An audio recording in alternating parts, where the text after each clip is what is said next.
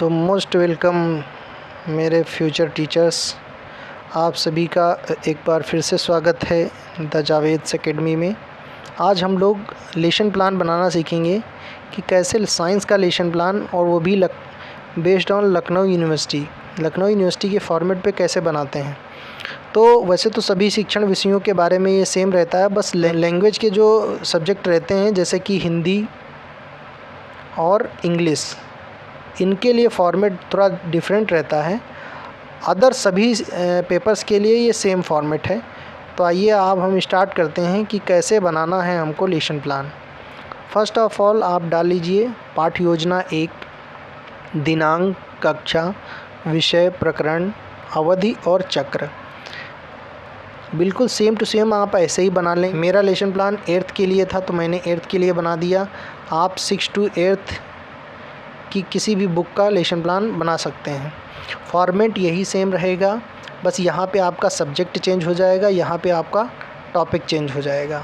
यहाँ सामान्य उद्देश्य जो रहते हैं वो आपके विषय के अकॉर्डिंग रहते हैं। विज्ञान है तो विज्ञान के यही रहेंगे सेम। अगर आपका बायोलॉजी हो जाएगा यानी कि जीव विज्ञान, तो जीव विज्ञान के अनुसार इसमें चेंजेस हो जाएंगे। और नेक्स्ट आपका आता है ये विशिष्ट उद्देश्य। अब ये जो विशिष्ट उद्देश्य रहते हैं आपके, ये विशिष्ट उद्देश्य रहते हैं आपके इसके प्रकरण के अनुसार, टॉपिक के अनुसार। जो आपका टॉपिक है उसके अनुसार विशिष्ट उद्देश्य रहेंगे। यानी कि हमारा टॉपिक क्या है, विज्ञान एवं तकनीकी के क्षेत्र में नवीनतम प्रगति। ये क्लास 8th का है। सबसे पहले हम देखते हैं कि सामान्य उद्देश्य हमारे विज्ञान के लिए क्या रहेंगे। छात्रों में विज्ञान के प्रति रुचि उत्पन्न करना, छात्रों में वैज्ञानिक दृष्टिकोण उत्पन्न करना, छात्रों में वैज्ञानिक ढंग से चिंतन करने की क्षमता को विकसित करना, छात्रों में तर्क शक्ति का विकास करना, छात्रों में निरीक्षणात्मक और कौशलात्मक योग्यता का विकास करना। ठीक है, ये हमारे सामान्य उद्देश्य हो गए। और मिनिमम 5 तो होने ही चाहिए। आप ज़्यादा लिख सकते हैं लेकिन 5 तो होने ही चाहिए। विशिष्ट उद्देश्य में क्या आता है हमारा, विशिष्ट उद्देश्य में अभी हमने ब्लूम टैक्सोनॉमी पढ़ी है, यानी कि संज्ञानात्मक, भावात्मक। और संज्ञानात्मक के भी 1 पॉइंट 2 पॉइंट, इसके भी 1 पॉइंट 2 पॉइंट, और मनोगत्यात्मक इसके बाद अभी आएगा।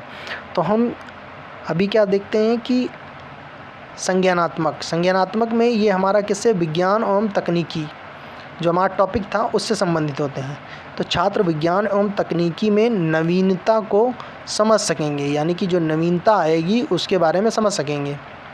छात्र विज्ञान में तकनीकी के प्रयोग को समझ सकेंगे। ठीक है, विज्ञान एवं तकनीकी में नवीनता के कारण छात्र रुचिपूर्वक अध्ययन करने में समर्थ हो सकेंगे, मतलब कि रुचिपूर्वक समर्थ हो सकेंगे। छात्र विज्ञान एवं तकनीकी के क्षेत्र में नवीन उपकरणों का उपयोग स्वयं कर एवं दूसरों को बता सकेंगे, यानी कि उसका उपयोग करना सिखा सकेंगे। ठीक है, नेक्स्ट आपका है मनोगत्यात्मक। ये जो 3 डोमेन्स थे, तीनों के 2-2 पॉइंट्स देखो मैंने अभी बताया था लिखना है आपको, तो वही आ गया यहाँ पे कि छात्र विज्ञान एवं तकनीकी में नए उपकरणों की खोज एवं प्रयोग करने में समर्थ होंगे। छात्र जीवन में विज्ञान एवं तकनीकी के दैनिक उपयोग को बताने में समर्थ होंगे। नेक्स्ट स्टेप हमारा है पूर्व ज्ञान। अब पूर्व ज्ञान में क्या हमको जानना है कि छात्र विज्ञान एवं तकनीकी के बारे में सामान्य जानकारी रखते हैं, या जो भी आपका टॉपिक है वो यहाँ पे लिख देना है कि छात्र इस टॉपिक के बारे में सामान्य जानकारी रखते हैं। ये आपका पूर्व ज्ञान हो गया। सहायक सामग्री, यानी कि जो आप पढ़ाते समय यूज करते हैं उस सहायक सामग्री की डिटेल यहाँ पे लिखनी है। कि संचार के साधनों को प्रदर्शित करता हुआ चार्ट, अभी देखना आगे चार्ट लगा होगा एक्सप्लेनेशन में, श्यामपट्ट, डस्टर और चाक आदि, ये हो गई आपकी सहायक सामग्री। नेक्स्ट आ गए आपके, नेक्स्ट स्टेप है प्रस्तावना प्रश्न, यानी कि इंट्रोडक्टरी क्वेश्चंस। प्रस्तावना प्रश्न में एक टेबल बनेगी, क्रम संख्या, छात्र अध्यापक क्रिया और छात्र क्रिया। अगर आप छात्र अध्यापिका हैं तो यहाँ पे छात्र अध्यापिका लिख लेना। इसमें क्वेश्चन फॉर्मिंग कैसे करना है, यानी कि आप प्रीवियस नॉलेज के बेस्ड पर उसको क्वेश्चन फॉर्मिंग करनी है। डायरेक्ट आपका टॉपिक जो है वो नहीं लिखना है। प्राचीन समय में संचार का महत्वपूर्ण साधन क्या था? प्राचीन समय में, और आंसर यहाँ पे जो लिखेंगे वो फुल आंसर लिखेंगे पूरा, ये नहीं कि डाकघर संचार साधन था, ऐसा नहीं लिखेंगे। लिखेंगे प्राचीन समय में संचार का महत्वपूर्ण साधन केवल डाकघर था। धीरे धीरे डाकघर में क्या बदलाव हुए? अब पूरा आंसर लिखेंगे। डाकघर में ई पोस्ट व स्पीड पोस्ट की सेवाएं प्रारंभ हुईं। ठीक है। वर्तमान समय में डाकघर को छोड़कर अन्य संचार के साधन कौन कौन से हैं? वर्तमान में डाकघर को छोड़कर television, telephone, radio, mobile, internet आदि संचार के साधन हैं। ठीक। नेक्स्ट आपका कौन सा क्वेश्चन है? टेलीविज़न, रेडियो, मोबाइल, इंटरनेट आदि की देन किसकी देन है? मतलब कि जो ये सब टेलीविज़न, रेडियो, मोबाइल हैं, ये किसकी देन है? तो टेलीविज़न, रेडियो, मोबाइल, इंटरनेट आदि विज्ञान की देन है, यानी कि विज्ञान की देन है। देखो विज्ञान वर्ड आ गया हमारा यहाँ पे, यानी कि बच्चे को विज्ञान के बारे में पता है हल्का। अब हम पूछ लेंगे उससे यहाँ पे कि विज्ञान एवं तकनीकी के नवीनतम प्रगति क्षेत्र क्या हैं? तो ये हमारा 5वां क्वेश्चन, और इसमें मिनिमम 5 क्वेश्चन तो होने ही चाहिए। मिनिमम आप 5 क्वेश्चन पूछेंगे। 5वां क्वेश्चन आपका प्रॉब्लमेटिक समस्यात्मक प्रश्न हो जाएगा, और क्वेश्चन जिग जैग पैटर्न में होने चाहिए, यानी कि आप क्वेश्चन पूछिए, उससे आंसर मिले, आंसर से फिर क्वेश्चन बनाइए, और क्वेश्चन से फिर आंसर मिले, आंसर से फिर क्वेश्चन बनाइए, क्वेश्चन से फिर आंसर मिले, ऐसे आपके होने चाहिए। ठीक है। उद्देश्य कथन नेक्स्ट स्टेप आपका हो जाएगा। उद्देश्य कथन। आज हम विज्ञान विषय के अंतर्गत विज्ञान एवं तकनीकी के विभिन्न क्षेत्रों में हुई नवीनतम प्रगति का अध्ययन करेंगे। और यहाँ पर भी देखो अंडरलाइन करना है टॉपिक आपको। उद्देश्य में भी जब आप टॉपिक को लिखेंगे, जहाँ जहाँ भी आप टॉपिक लिखेंगे वहाँ वहाँ आप अपने टॉपिक को अंडरलाइन अवश्य करेंगे। ठीक है। चलिए आगे चलते हैं हम। अब यहाँ पे देखिए आप लोग भी ऐसे 2 आमने सामने पेपर पर ही कॉलम्स बनाइएगा। 1 2 3 4 5 6 और 7 कॉलम बनेंगे, जिसमें प्रस्तुतिकरण, ये नेक्स्ट स्टेप है आपका व्याख्या, प्रस्तुतिकरण, जिसमें क्रम संख्या, शिक्षण बिंदु, छात्र अध्यापक क्रिया, छात्र क्रिया, युक्ति और शिक्षण, सहायक सामग्री और श्यामपट्ट क्रिया। तो इसमें हम फर्स्ट पॉइंट टीचिंग पॉइंट्स क्या लेते हैं अपना? फर्स्ट टीचिंग पॉइंट यानी कि विज्ञान एवं तकनीकी के क्षेत्र। अब इसके बारे में भी यहाँ पर एक डेवलपमेंट्री क्वेश्चन डेवलपमेंट्री इसलिए पूछते हैं ताकि बच्चे को, हम ये देखते हैं कि बच्चे को कहाँ तक पता है विज्ञान एवं तकनीकी के क्षेत्र में। जहाँ तक पता रहता है उसके आगे से हम एक्सप्लेन करना स्टार्ट करते हैं। तो एक डेवलपमेंट्री क्वेश्चन यानी कि विकासात्मक प्रश्न एक हमने पूछ लिया, बच्चे ने आंसर दे दिया, पूरा आंसर लिखेंगे। यहाँ पर भी विज्ञान एवं तकनीकी ने अपने नए अनुसंधान के साथ दैनिक जीवन को सरल एवं उन्नत बनाने का प्रयास किया है। ये बच्चे ने आंसर दे दिया, क्लास 8 का बच्चा है। अब नेक्स्ट हम क्वेश्चन करेंगे विज्ञान एवं तकनीकी के वैज्ञानिक शोध से किन किन क्षेत्रों में विकास हुआ है। ये आपका समस्यात्मक प्रश्न हो जाएगा, क्योंकि बच्चे को ये पता ही नहीं होगा वैज्ञानिक शोध में क्या क्या विकास हुआ है। तो अब आप इसको स्पष्ट कथन यानी कि यहाँ पे आप स्पष्टीकरण भी लिख सकते हैं। स्पष्टीकरण यहाँ पे आप स्पष्टीकरण लिखकर अब आप एक्सप्लेनेशन देंगे। तो छात्र ध्यानपूर्वक सुनेंगे, ये लिखना है आपको, छात्र ध्यानपूर्वक सुनेंगे।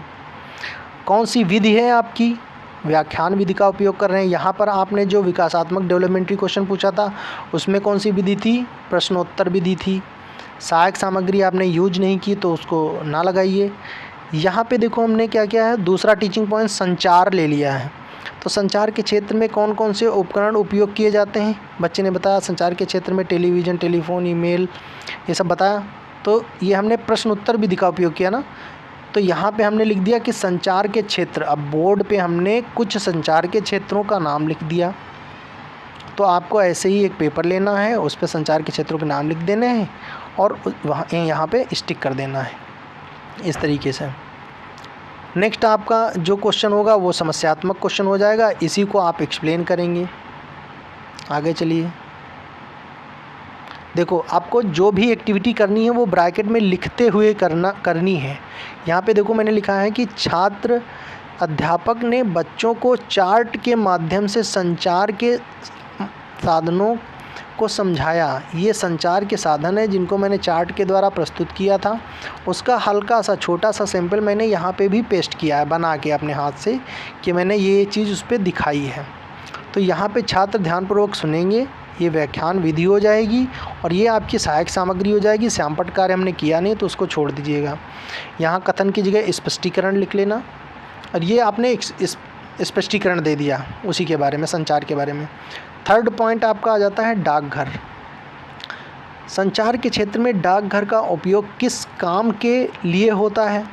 ठीक है, बच्चे ने बता दिया कि भाई संचार के क्षेत्र में डाकघर का उपयोग सूचना को प्राप्त व देने के लिए किया जाता है। एक दूसरे से प्राप्त करने और देने के लिए किया जाता है सूचना का आदान प्रदान। ये आपने प्रश्नोत्तर विधि का उपयोग कर लिया। फिर यहाँ पे दूसरा क्वेश्चन पूछेंगे कि भारतीय डाक विभाग में परिवर्तन किस सन में हुआ था? अब सन तो बच्चों को पता नहीं होगा क्योंकि आपने एक क्वेश्चन पूछ लिया ऐसा। तो छात्र ध्यानपूर्वक फिर से सुनेंगे और ये व्याख्यान विधि हो जाएगी। यहाँ पर आप कथन की जगह स्पष्टीकरण लिख सकते हैं और यहाँ पे आप ब्लैक बोर्ड वर्क भी हल्का दिखा सकते हैं क्योंकि ये सन जो लिखेंगे वो सन आप यहाँ बोर्ड पे लिखकर आप बता सकते हैं। ठीक है, तो यहाँ ऐड कर देना। नेक्स्ट आपका स्टेप आता है बोधात्मक प्रश्न, कंप्रीहेंशन क्वेश्चंस। जो कंप्रीहेंसिव क्वेश्चंस होंगे वो आपके एक्सप्लेनेशन से होंगे। ये जो हम क्वेश्चन यहाँ पे 5 लिखे हुए हैं ये क्वेश्चंस आपके एक्सप्लेनेशन से होंगे। एक्सप्लेनेशन में भी जो आपने डेवलपमेंट्री यानी कि विकासात्मक क्वेश्चंस आपने पूछे हैं, विकासात्मक प्रश्न वो क्वेश्चन रिपीट नहीं होंगे। क्वेश्चंस को आपको रिपीट नहीं करना है। जो आपने एक्सप्लेन किया है एक्सप्लेनेशन से आपको क्वेश्चंस फॉर्म करने हैं। ये क्वेश्चन फॉर्म करके और इनके ही आंसर यहाँ पे लिखने हैं और बोर्ड को डिवाइड कर लेना है। Question answer 1, answer 2, answer 3, 4, 5, minimum 5 question आपको करने ही करने हैं। 6 भी कर सकते हैं आप, 7 भी कर सकते हैं, लेकिन 5 से कम नहीं करेंगे। इसके बाद आप निर्देश देंगे। निर्देश में क्या देंगे कि अपने समझने के लिए आप यहाँ पे लिख लेंगे कि छात्र अध्यापक या छात्र अध्यापिका छात्रों को श्यामपट्ट सारांश अपनी उत्तर पुस्तिका में, यहाँ पे उत्तर पुस्तिका लिख लेना, उत्तर पुस्तिका में या उत्तर पुस्तिका पर लिखने का निर्देश देंगे या देंगी। ठीक है, तो ये आप निर्देश इस पे मेंशन करेंगे, लेकिन वहाँ पे जब आप क्लास में निर्देश देंगे तो कैसे देंगे कि छात्रों ये श्यामपट्ट सारांश आप अपनी उत्तर पुस्तिका में नोट कर लीजिए, क्योंकि ये क्वेश्चन एक्सप्लेनेशन के बाद आप बच्चों से पूछेंगे और इनके आंसर बोर्ड पे एक एक करके लिखते हुए चले जाएंगे। और जब आप पूरे क्वेश्चंस के आंसर लिख देंगे उसके बाद ये आप निर्देश देंगे। ठीक है, नेक्स्ट स्टेप जो है पुनरावृत्ति प्रश्न। अब ये रिकैपिचुलेटरी क्वेश्चंस होते हैं, रिकैपिचुलेटरी क्वेश्चंस होते हैं। इसमें आप रिक्त स्थान, fill in the blanks, matching words, आप ट्रू एंड फॉल्स इस टाइप्स के क्वेश्चन कर सकते हैं। तो यहाँ हमने रिक्त स्थान किए हैं। रिक्त स्थान भी 5, मिनिमम 5 करने हैं। अब रिक्त स्थान भी आप वहीं एक्सप्लेनेशन से ही उठाइएगा कि रिकैपिचुलेटरी बेसिकली ये होता है कि पुनरावृत्ति कि आपने जो पढ़ाया है वो कहाँ तक बच्चे समझ पाए हैं, ये चेक करने के लिए कि रिकैपिचुलेटरी क्वेश्चंस होते हैं कि आपने जो गोल डिसाइड किया था उसमें कहाँ तक आप सफल हो पाए हैं, आपके द्वारा पढ़ाया गया बच्चों को कितना समझ में आया, इसके लिए ये होते हैं। ठीक है, तो 5 ये हो गए। उसके बाद आप होमवर्क देंगे। होमवर्क में आप कोई क्वेश्चन उनको एक्टिविटी बेस्ड पे देंगे, जैसे कि संचार के लिए मोबाइल फ़ोन का उपयोग किस प्रकार होता है। ये तो हो गया, ठीक है, ये तो लिखित में लिख के लाएंगे बच्चे। किसी एक संचार के साधन का चित्र बना कर लाएं। यानी कि आप एक्टिविटी बेस्ड पे ये एक क्वेश्चन उनको देंगे ही देंगे। उसके बाद आप उनको निर्देश देंगे। होमवर्क के जस्ट पहले निर्देश नोट करना है आपको।